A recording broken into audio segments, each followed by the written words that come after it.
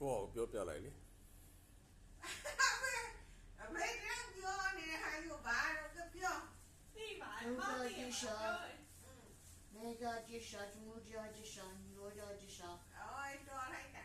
အဲ့ဝမှုအောင်ပါရဲ့ခန္ဓာကြီးကဘာသစ္စာတော့ကပြောအဲ့ခန္ဓာကြီး ဒုက္ခကိစ္စ ဒုက္ခသစ္စာကိုကိုယ့်ကိုသတိနဲ့စောင့်ကြည့်ရတာဝိပဿနာခန္ဓာကိုစောင့်ကြည့်ရလို့သစ္စာဆိုတာမပြောပါနဲ့ ခင်ဗျားရှောက်ကြည့်ရရ ဘာနဲ့